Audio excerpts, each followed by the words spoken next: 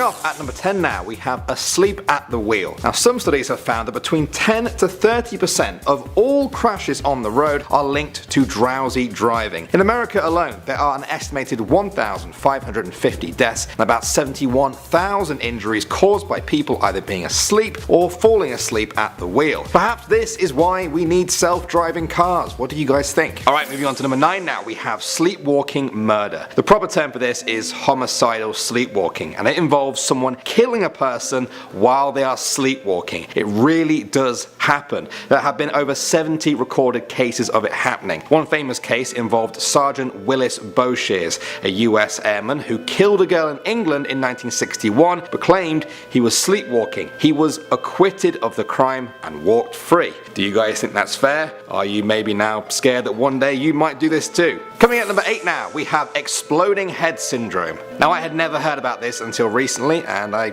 kind of wish I still had never heard about it. It's a condition that people have where as they are falling asleep, they hear an insanely loud noise such as a bomb exploding, a gunshot, or a cymbal crash. They are totally imaginary and often very scary for the person to hear. Some people even experience flashing lights or a burning sensation on their body. Scary stuff, but what's even more scary is that the causes of it aren't known. Next up at number 7 now, we have hypnic jerks. Have you guys ever been drifting off to sleep and then suddenly you feel like you're falling and you have to like jump up and try to stop it? I'm sure a lot of you have. I definitely have. It's pretty scary. Scientists say it is linked to stress and anxiety levels, but also to caffeine and irregular sleep patterns. Other people say that it's the feeling of your soul being pulled back after an out-of-body experience. Either way, I would be happy if I never experienced a hypnic jerk again. But that is a good insult. Coming at number 6 now, we have the big question. Why do we sleep? It seems like an obvious question, doesn't it? But the truth is, we only have theories. Scientists who have dedicated their whole lives to studying sleep still can't give you a definitive answer on this. Some think it's to keep us inactive at night and hidden from predators. Others say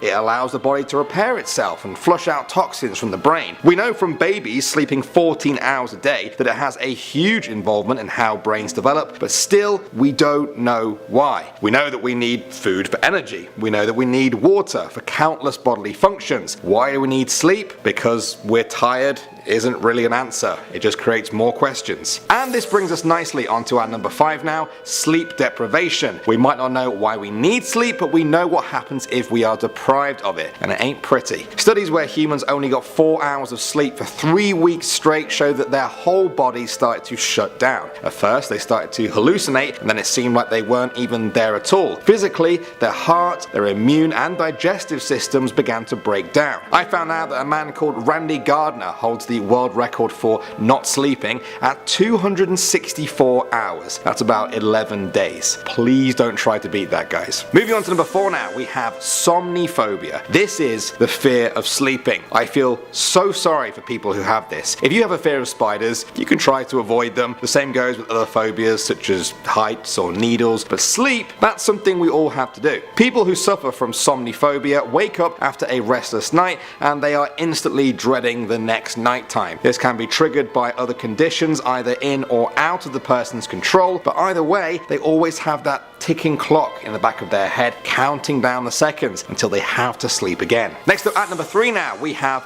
years of sleep. You will spend a third of your entire life sleeping. Over the course of an average human life, that amounts to 26 years of sleeping. That is pretty scary for some people. People tell you to seize the moment and live life to the fullest. Well, a third of your life is spent unconscious on a bed with a little bit of drool on your lip. Nice. In fact, this year alone, you will have spent a total of 4 months just sleeping. If you don't believe me, go and crunch the numbers for yourself. It is quite unsettling. Coming at number 2 now, we have bed bugs. They always say, don't let the bed bugs bite, but that's kind of hard when they're like everywhere. The average home has about 100 bed bugs living in their beds, although really infested ones can have up to 150,000 or more. There are almost certainly some in your bed right now, I'm sorry to tell you. They live anywhere people sleep and they feed on us by biting into our skin and sucking up our blood. And you know what's even scarier? It's only getting worse. Bedbug infestation used to be quite a rare thing in first world countries, but with each new spawn of them, their numbers are growing, one bed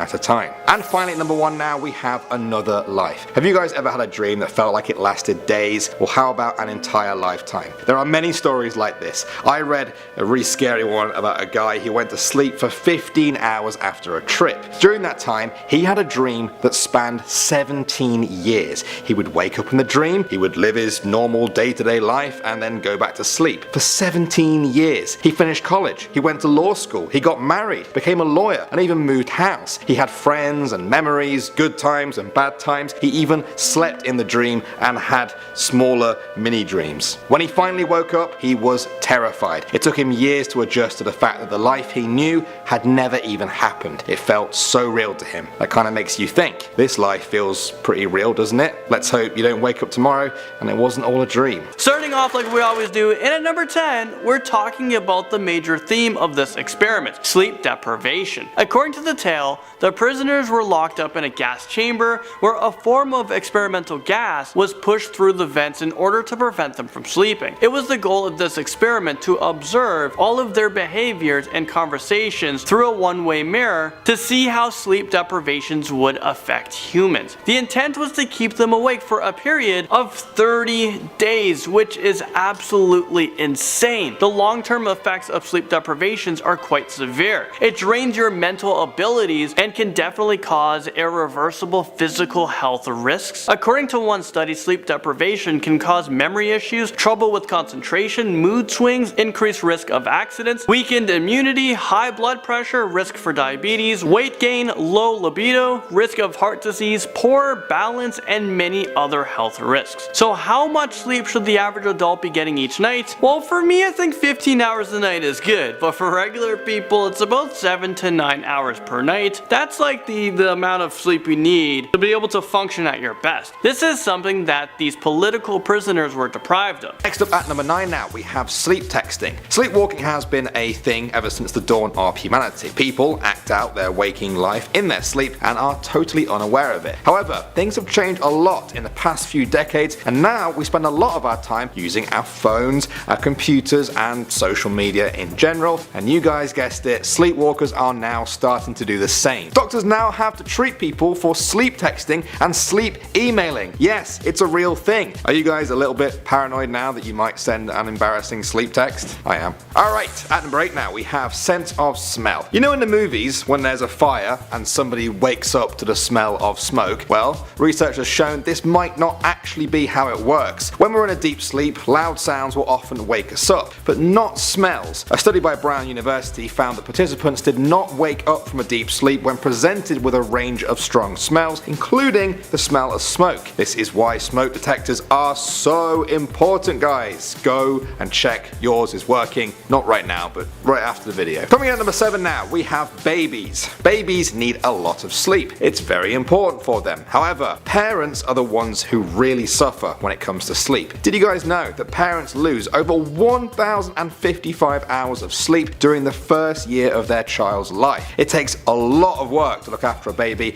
and they don't really want to do things on your schedule. To put that in perspective, that amount of sleep loss is equivalent to losing 150 nights of sleep throughout the year, and I'm tired just thinking about that. Okay, at the number 6 spot now, we have ancient theories. These days we know a lot about sleep, but like I said in the first video, if you remember, scientists still aren't exactly sure why it happens. Ancient civilizations had their own kind of scary theories on the subject. The ancient Egyptians thought that dreaming was a sort of journey to the stars, a realm between the living and the dead, where a true source of higher consciousness could be found. This reflects with some modern beliefs such as Aboriginal Australians who call dreams the all-at-once time. For them, our dreams are a place where the past, the present, and the future all coexist. Kind of makes me a little bit nervous to fall asleep now. I don't know. Coming at number 5 now, we have doing it wrong. Technically, we're all kind of sleeping incorrectly. Studies have shown that if you remove modern lights and modern living from people, eventually they will not sleep just once a day in a long block. They will have 2 separate sleeps. A person will naturally end up sleeping, waking up in the middle of the night, and then going into their second sleep. Some of you guys may have even experienced this before. If you want any more proof of this, there's tons of historical records of people living like this way back in the day. That all changed obviously with the dawn of electricity electric lighting and the 9 to 5 work life. Our sleeping patterns changed, but on the inside, we're still the same. Coming out at number 4 now, we have the moon. In 2013, researchers found that the moon affects people's sleep. A full moon meant that volunteers in the study took longer to get to sleep and had poorer quality sleep too. Now, you guys might be thinking, well, that's obvious to me. A full moon is the brightest phase of the moon. If it's bright, people will struggle to sleep. Well, here's the thing though, the volunteers were inside a building for the whole study and didn't see the moon once. So it seems like the moon does have an effect on people even if we can't see it. What are your theories on this? Coming at number 3 now, we have premonitions. Sometimes we have horrible nightmares where we or our loved ones are seriously hurt or even killed. They're not nice at all, but after you've woken up, you're fine and you can carry on with your day. Sadly though, sometimes people have premonitions in their sleep and they get them right. Abraham Lincoln famously predicted his own assassination, while others had dreams of the Twin Towers going down before it happened. What do you guys think about this? Is it just pure coincidence, or do we sometimes have the ability to see the future in our sleep? Alright, coming at number 2 now, we have faces. This is just a theory, but here it is. Some people say that every face you see in your dreams is the face of someone you've seen in real life. It doesn't have to be a person you particularly know very well. Perhaps you just saw a stranger getting off the bus, perhaps it's a random person at school or work that you've never even talked to. But the theory is your brain collects these faces and then uses them to populate the world of your dreams. I think it would be even scarier if you then recognize that stranger from a bad dream you had. And finally, at number 1 now, we have Kleine-Levin Syndrome. This is perhaps one of the strangest sleep disorders I have ever heard of. It only affects about 1,000 people worldwide, so it is very rare. The victims will live and sleep normally for weeks and months, and then with almost no warning, they will go to sleep for days or weeks at a time. They may wake up during that time feeling disoriented and will eat or use the bathroom, but there is no stopping them from falling asleep again soon after. This condition mainly affects teenagers, and researchers say the victims do grow out of it after about 8 to 12 years. Starting up at number 10 now, we have sleep paralysis. Some of you guys might have experienced this while others are hearing about it for the first time. Think yourselves lucky if that is you. Sleep paralysis is when a person's body is essentially sleeping but their mind is totally awake, aware of their surroundings, but they are unable to move. If that's not terrifying enough for you, people who experience sleep paralysis often sense things in the room watching them, such as a shadowy figure. This dark entity could be in the corner of their eye, but they can never turn to look at it because they can't move their head. Terrifying. About 5% of people experience sleep paralysis regularly, and I feel very bad for them. The gas chamber brings us to number 9. So what were the living conditions inside of this cold, dark chamber? Well, the 5 prisoners were kept locked inside of a sealed gas chamber that would continuously administer a stimulant gas that was designed to keep them awake. However, this gas was highly concentrated with a ton of toxins. The experiment was conducted during the 1940s, so it was a time before we had circuit cameras. The researchers only had microphones and 5-inch thick glass porthole windows that was used to monitor the test subjects. The gas chamber was nothing like the Hilton. It was stocked with old books, cots, but no bedding, running water, or a toilet. They also had enough dried food to last all 5 of them over a month. Why would anyone agree to participate in this experiment? Well, these 5 prisoners had a lengthy prison sentence, and they were told that if they participated, they would be pardoned, but now we know that that was a lie. Rebellion comes crashing into this list at number 8. The test subjects managed to behave normally for the first couple of days. They could be seen talking and whispering to each other, so the researchers had nothing to really worry about until one day when a test subject began to scream uncontrollably, and the other prisoners tried to prevent the researchers from looking inside of the gas chamber. They started to paste torn book pages and feces on the windows and the one-way mirror so that the researchers couldn't study what was happening. I demand the papers removed from the window! Felix! Remove the paper! A few days passed without the researchers being able to see inside, so they tried to use the intercom to see if the subjects, they were still alive. They managed to get a short response from one of the subjects who wanted to be obedient. The first death comes onto this list at number 7. Let's rewind to that patient who was screaming uncontrollably. It was on the 9th day of the experiment when he started to repeatedly scream at the top of his lungs for 3 hours straight. He continued to attempt to scream, but he would only let let little squeaks, and that's because the scientists believe that he had physically torn his own vocal cords from screaming too much. But the most surprising thing is what happened after he tore his vocal cords. The other test subjects continued whispering into the microphones, and that's when they started to cover up the windows, and once the researchers could no longer see inside of the chamber, that's when the screaming suddenly stopped. Moving into number 6 with the 15th day of the experiment. This was a day when the researchers decided to turn off the stimulant gas and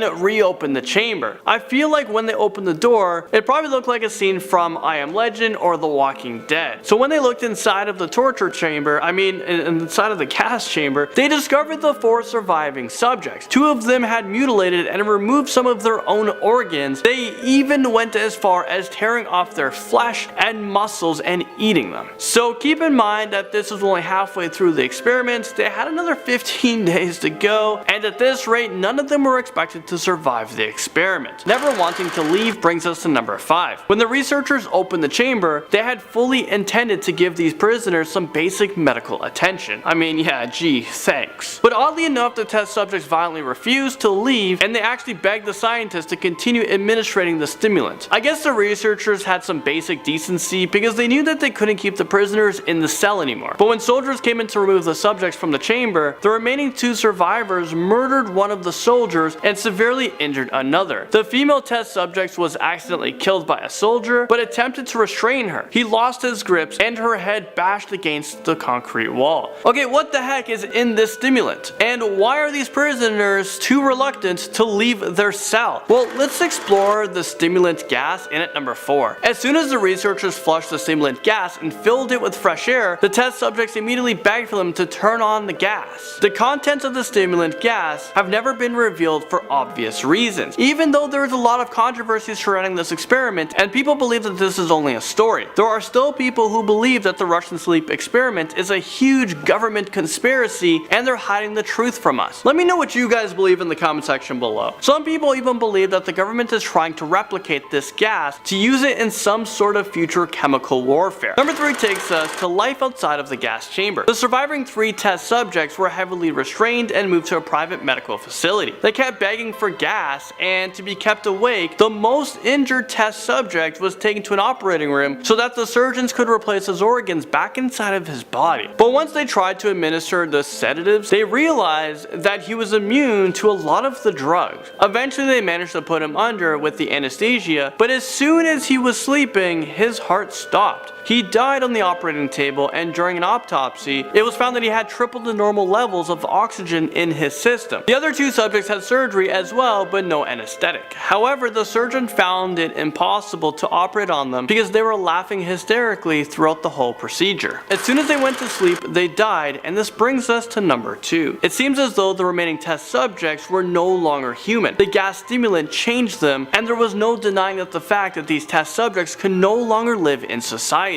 So the researchers concluded that they should be sealed in the chamber again, but this time they would be connected to an EEG monitor and restrained. The subjects were monitored by 3 researchers, and they noticed that as soon as their brainwaves changed to a deep sleep state, he would flatline and his heart would immediately stop. The last volunteer makes it onto this list at number 1. The commander gave orders to have the chamber sealed permanently with the last 2 subjects inside, as well as the 3 researchers. But one of the researchers drew his gun and shot the commander right between his eyes, then turned the gun on one of the test subjects and blew his brains out. He went to point the gun at the last surviving test subject, who was still restrained to the bed, but before he shot him, the researchers asked, "What are you?" "I need to know." The subject smiled and said, "We are you. We are the madness that lurks within you all, begging to be free at every moment in your deepest animal mind. We are what you hide from in your beds every night. We are what you sedate into silence and paralysis when you go to the nocturnal haven where you cannot tread." Whoa, did anyone else get the chills there? I'm definitely going to get my full 9 hours of sleep tonight because I don't want to go through any of this. I don't want to be transformed into whatever they were transformed into.